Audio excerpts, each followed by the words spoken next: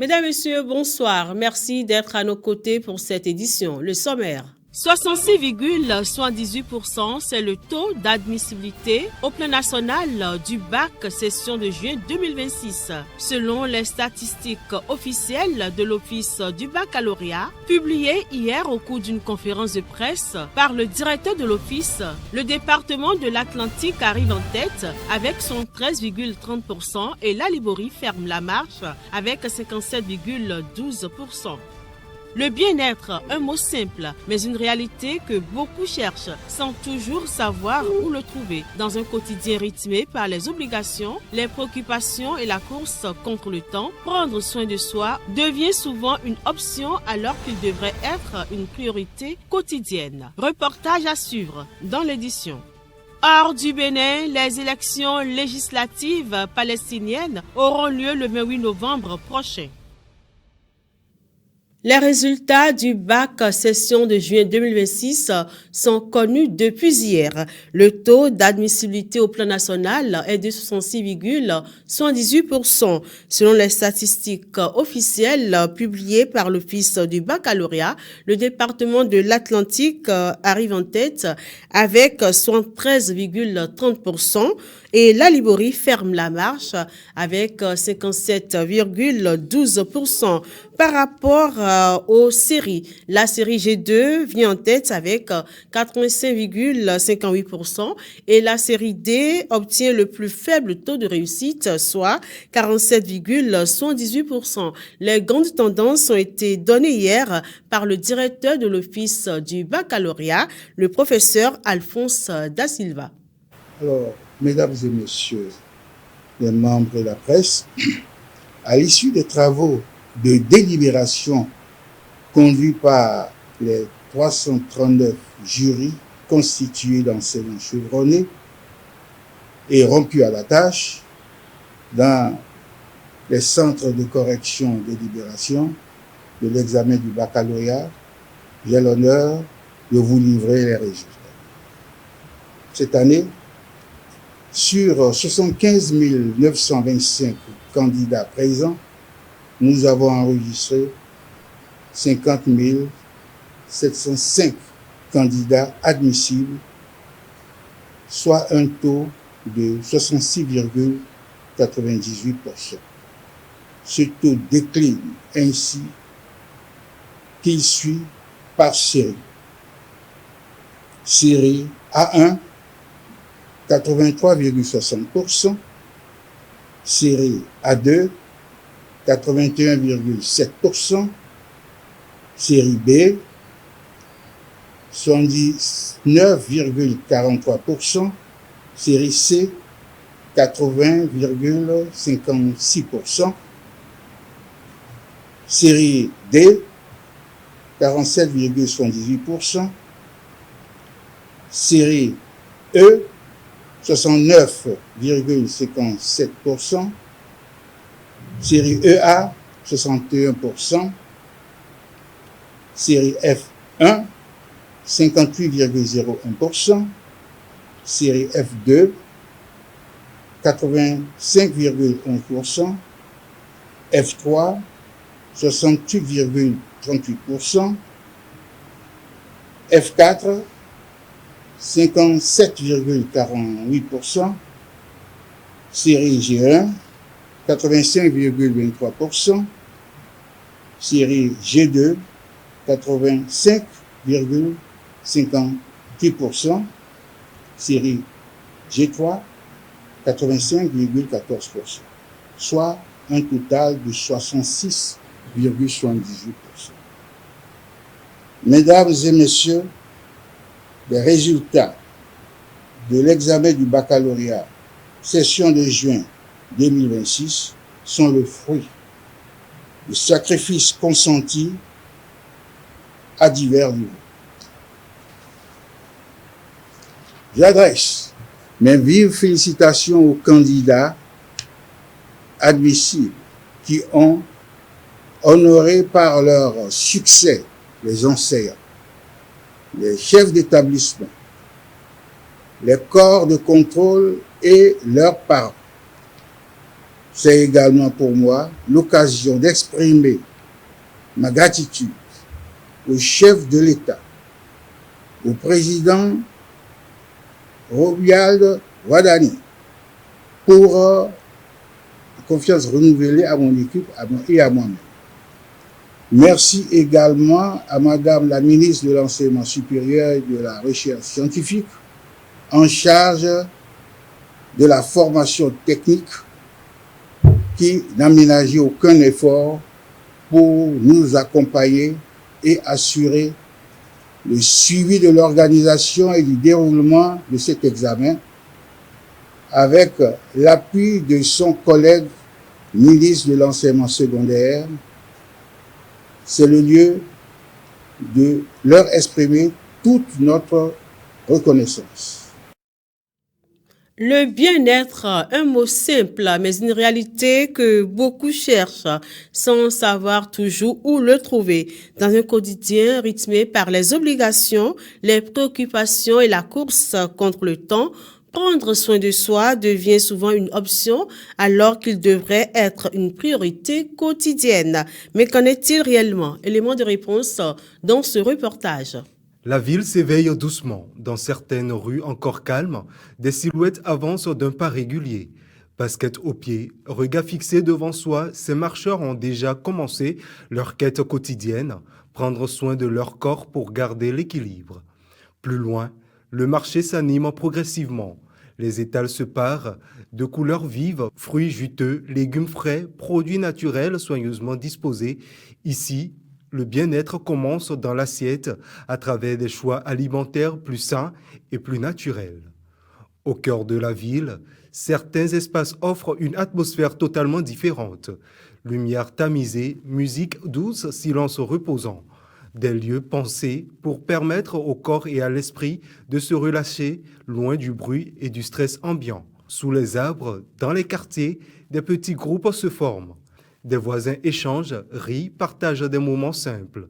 Ces instants de convivialité participent aussi à l'équilibre intérieur. Dans d'autres endroits, le calme est encore plus profond. Des lieux de recueillement où le silence, la prière et la méditation permettent à chacun de retrouver une paix intérieure. Le bien-être se lie ainsi dans les gestes les plus ordinaires. Marcher, bien manger, se reposer, partager, se recueillir.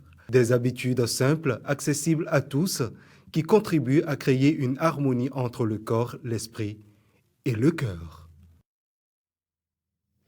Dans de nombreuses salles de bain, les fins de savon se transforment en de petits morceaux glissants, souvent trop fins pour être utilisés. Ils finissent alors à la poubelle ou abandonnés sur le bord d'un lavabo. Pourtant, ces fragments que l'on appelle les chutes de savon représentent une ressource insoupçonnée. De plus en plus de particuliers, d'artisans et même d'associations choisissent aujourd'hui de leur offrir une seconde vie.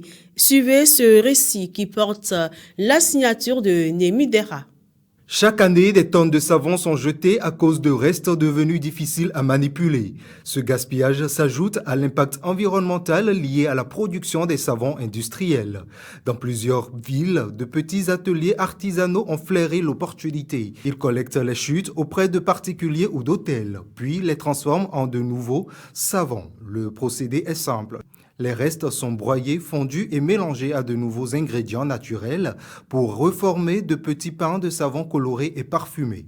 Les hôtels, grands consommateurs, jouent un rôle clé. Certains établissements s'associent à des organisations pour recycler les savons laissés par les clients. En rassemblant les restes dans un petit sachet en tissu, il devient possible de les utiliser comme un savon classique. D'autres choisissent de les faire fondre doucement pour fabriquer un savon unique, souvent plus écologique et plus économique, plus qu'un produit acheté en magasin.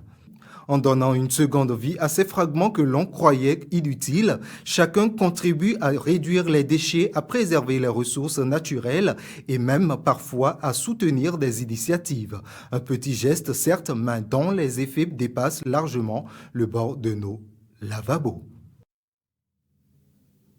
On change de registre. Le culte de ce dimanche matin à l'église ministère de l'Espérance au Bénin, temple de Womé, a eu une saveur particulière. En effet, les membres n'ont pas seulement loué et adoré leur Rédempteur Jésus, mais ils ont été aussi enseignés sur comment faire pour toujours passer à un niveau supérieur dans leur intimité et marche avec le Très-Haut. Suivez le reportage réalisé par Sinatou, Aoyo Adjovi et Aimé Guénou.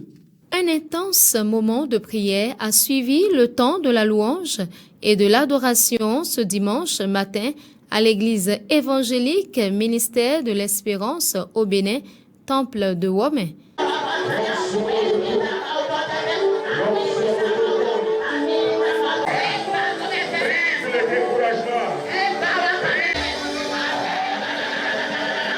Les fidèles ont aussi eu droit à une prédication portant le thème ci-après, comprend la louange et l'adoration dans l'Église. Se basant sur Jean 4, le verset 24, la prédicatrice Thérèse Komokboyi a présenté dans le message la signification des concepts louange et adoration selon la Bible, les conditions à remplir pour s'y mettre à succès et les ennemis de la louange et de l'adoration. Elle a aussi fait savoir que la louange et l'adoration constituent pour l'Église et les enfants de Dieu une puissante arme de guerre. C'est pourquoi la parole de Dieu nous dit dans le psaume 133, verset 1, « Oh, qu'il est agréable et doux aux frères de demeurer ensemble. » Alléluia. Amen. Nous apprenons comme ça à nous aimer, à être un, comme Jésus-Christ aussi a dit. Dans Matthieu 10, verset 30. Moi et mon Père, nous sommes un. Que Dieu nous vienne en aide. Alléluia. Amen. La louange et l'adoration sont une arme de guerre.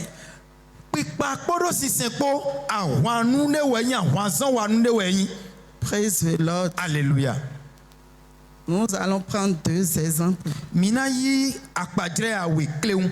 Premièrement, nous allons prendre l'exemple qui est dans 2 Chroniques 20. Pour les brebis de cette bergerie, l'importance de l'âme que sont la louange et l'adoration, ainsi que leur place dans l'Église, sont choses désormais comprises et acquises.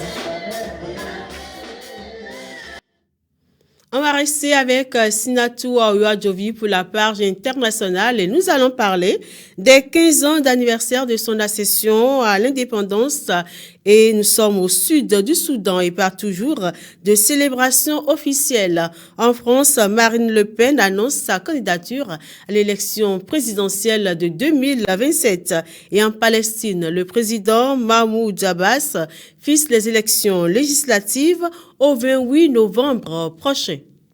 La plus jeune nation d'Afrique fête ses 15 ans ce jeudi 9 juillet 2026.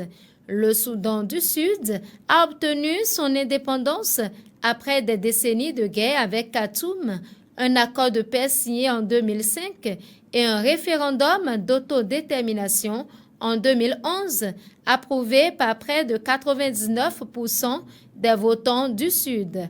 Mais les espoirs suscités par l'indépendance ont laissé place à une nouvelle guerre. Et cette année encore, il n'y aura pas de célébration officielle. Depuis plusieurs années, le gouvernement sud-soudanais du président Salva Kiir renonce aux grandes cérémonies de la fête de l'indépendance. Officiellement, elles coûtent trop cher et le gouvernement a d'autres priorités. En France, malgré sa condamnation en appel ce mardi 7 juillet 2026 dans l'affaire des assistants parlementaires des eurodéputés du Rassemblement national, Marine Le Pen a annoncé ce mardi soir sa candidature pour l'élection présidentielle de 2027. Plus tôt dans la journée, elle a été condamnée à 3 ans de prison, dont 1 an sous bracelet électronique et à 15 mois ferme d'inéligibilité qu'elle a déjà purgé après sa condamnation en première instance. Elle a annoncé ce pourvoi en cassation et ont fait campagne sans bracelet électronique. Le président palestinien Mahmoud Abbas a fixé au 28 novembre la date des prochaines élections législatives selon un décret publié ce jeudi 9 juillet marquant, si elles ont lieu, le premier vote de ce type dans les territoires palestiniens depuis 2 décennies. Le décret présidentiel appelle le peuple palestinien à Jérusalem, en Cisjordanie et dans la bande de Gaza à participer à des élections législatives libres et directes pour élire les membres du Conseil législatif palestinien à la date fixée, a rapporté l'agence de presse officielle Wafa, citant le décret. Ce journal s'achève. Mesdames et messieurs, merci pour votre attention. Abonnez-vous également à nos canaux digitaux Facebook, YouTube, Instagram, TikTok et Insta. Merci pour votre fidélité. On se retrouve demain. Plaise au Seigneur.